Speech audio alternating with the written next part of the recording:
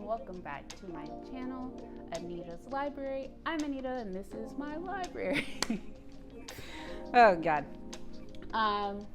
Today's video, we are going to be talking about romance books that are more than just romance books. They have a deeper meaning, a deeper theme, a stronger takeaway than just simply falling in love.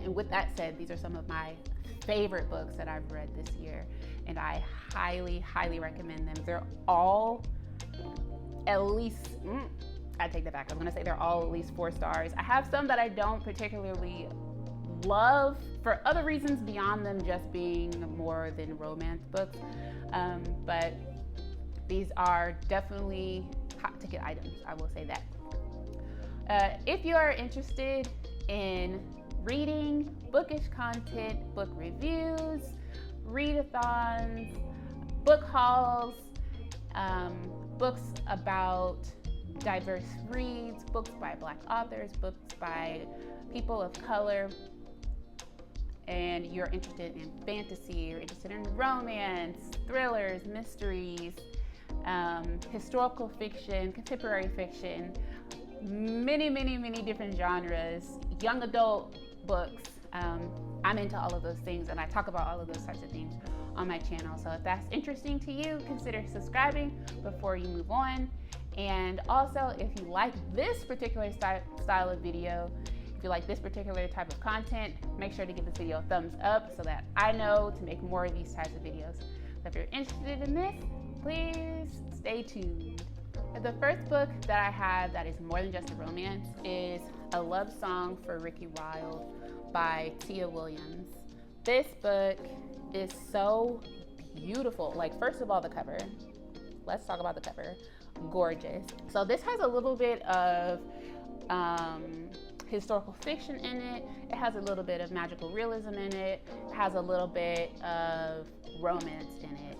And I like Tia Williams' writing because it's not, I wouldn't call it primarily a romance. I would call her books primarily contemporary fiction with themes of romance inside of it. But with that said, the way she writes is so like poetic and beautiful, and also it is a lot of room to deal with other issues, to deal with other themes and topics in the book alongside or while trying to navigate your way through a romantic relationship, which is how life actually works. It's not just the world stops when you're falling in love. Like, no, you still have other things you're trying to heal from, heal through,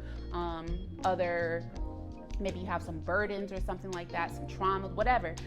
Life doesn't just stop while you're falling in love, which is the way some things are written. But Tia Williams definitely makes it real. She makes it beautiful. She makes it relatable. Even though this is magical realism, the way that she has her characters express themselves is very real. It seems very real. It feels very real and relatable to me. So I definitely love this book for that reason. Similarly, I have another book by Tia Williams. It's called 7 Days in June. And this book also deals with, similarly, it's a romance theme, but it also has healing. It has mental health. It has physical health. It has adversity and all types of things like that inside of it alongside the healing. It has parenting. It's really nice. And it's relatable to I feel like my age group, or the things that I'm dealing with, or that I could see my friends and my peers dealing with right now. It's not pertinent. It is, what is the word? Relevant. It's a relevant book, I feel like. So this is definitely highly recommended. I'm pretty sure I gave both of these 5 stars, maybe 4 stars, but 4 or 5 for sure. I loved both of these. And these, well, this one was the book that actually got me back into reading. This is the first book that I read this year, and it's been nonstop ever since. Next up, I have a couple of Kennedy Ryan's books. These two I have Before I Let Go and Hookshot. So I'll start with Before I Let Go. This is a highly recommended book. A lot of people talk about this book. A lot of people recommend this book. A lot of people love this book. And I am one of them.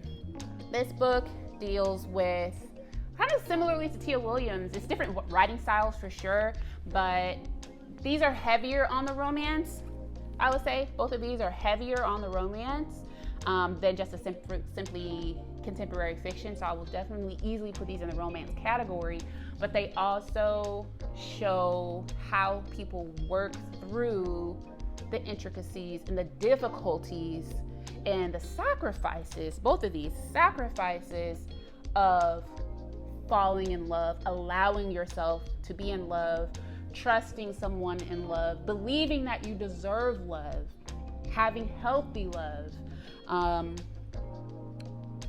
repairing lost love. It's very unique in the stories presented in fiction format, but it's not unique in what happens in life. And some of the things that happen in these books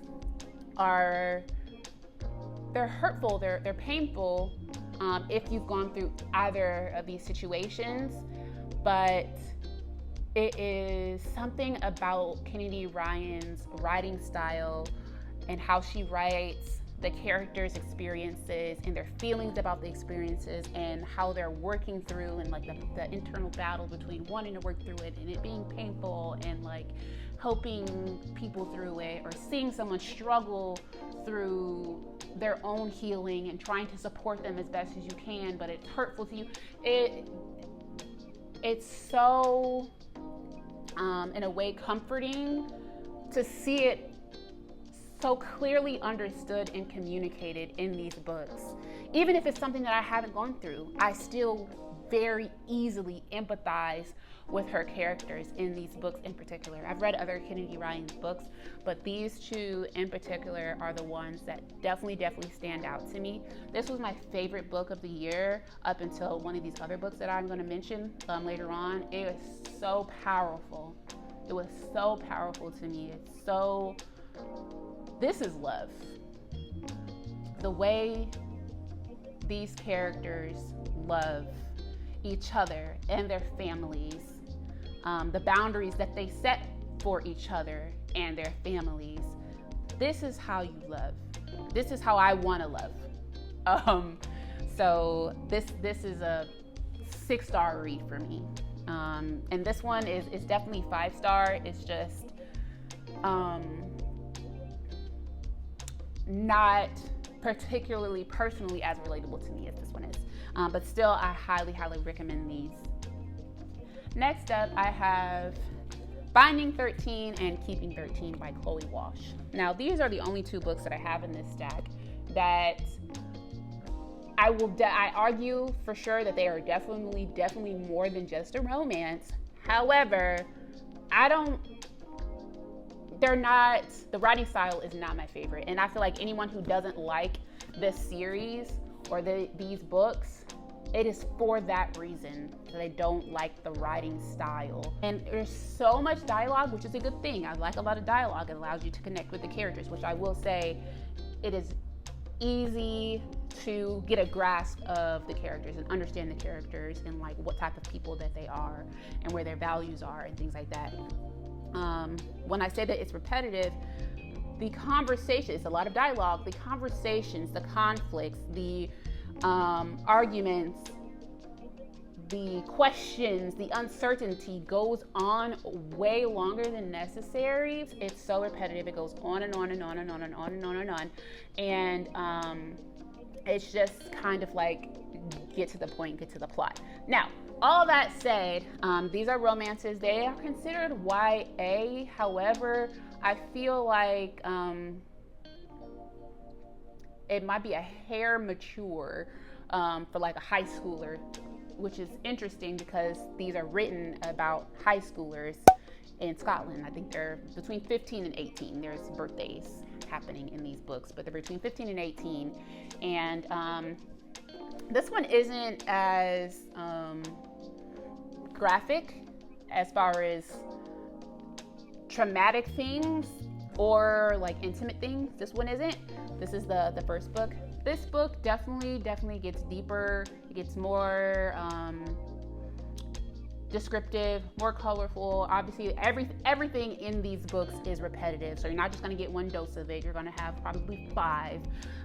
It's going to go on for 25 pages, so it's just a lot about this. But these books, beyond romance, they talk about anxiety a lot. There is a very strong depiction of anxiety in here. There's hazing and bullying and abuse, gross abuse, and just uncertainty, and just I can understand people relating to this from being like a shy teenager, or being like a quiet teenager, or someone who doesn't have many friends, or someone who's in a transitionary state, or somebody who has a tumultuous home life. These are very, very descriptive and heavy. They're heavy. The content in these books is heavy, and it's way more than a romance. So definitely consider this if you're patient and you can make it through a lot of dialogue. You really value connecting with the characters. You really value friendships. There are some strong friendships in here. That is nice to see. It's an easy read, but yes, this is something, they weren't my favorites necessarily, but I will definitely put them in the way more than just a romance category. And then finally, my favorite book of the year is Fast by Millie Bellizaire. I read this originally on my Kindle, and I just knew I had to have it. Had to have it. And I ended up finding it in store in a local indie black-owned bookstore, and I was so surprised that they had it. And I kid you not, when I got the book I saw it, my heart literally jumped out of my chest. I got the book in my hands and I nearly cried. This book is so powerful. I felt everything. I cried. I held the book to my chest, and I was like, oh, this is so beautiful. Like, I was pissed off. I felt hope. I felt friendship. Oh, this is a beautiful friends to lovers story. It is a tragic story. This is very much a rip your heart out type of book. But if it wasn't so heavy, I would recommend and like buy this for probably my closest friends and family. Like, I definitely feel this book and I want everyone to read it. But I know that it's heavy, and I'm hesitant to like, I got you a book, yay! And like, it does this to you, you know? Like, but I cannot, I don't know that I will ever feel a way about a book as I do about this one. It is gorgeous and tragic and beautiful, and just, I'll never forget it. I will never forget this book. And it's on Kindle Unlimited. If I didn't say, I read it on my Kindle. It's on Kindle Unlimited. So if you have Kindle Unlimited subscription, you can read it. I won't say for free, but you pay for the subscription. And then the book itself, you can get it on Amazon. I think it's like $14. I haven't seen it in Barnes. I haven't seen it at Books A Million, Walmart, Target area, anything like that. I found it at an indie bookstore. So if you have a Black-owned indie bookstore near you that has books by Black authors and romance, contemporary fiction, they might have this. They definitely might have this because that's where I found it.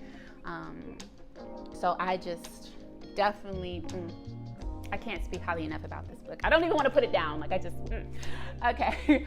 So those are just a few books that I have that are romance books that are way more than romance books. You will learn so much about yourself. You're going to learn so much about love, about the people in your life that might have gone through stories like this, or maybe it reminds you of a time when you overcame some of the things that are in these books and things like that. They just stir up something beautiful in you. They did for me. And I highly recommend them. These aren't comfort reads, okay? I wouldn't consider any of these comfort reads. If I did, maybe Love Song for Ricki Wilde. This one isn't tragic, to me anyways. So this one isn't so bad. I would consider this a cozy read. The rest of them, they're gonna put you in your feelings, but there's a time and place. Like I said, I'm a mood reader, so if I know that going in, like I can just sit and feel everything, and these books definitely do that for me. So hopefully you enjoyed this video. If you did, give it a thumbs up, and I will create more content like this for you guys. I love talking about it, if you can't already tell.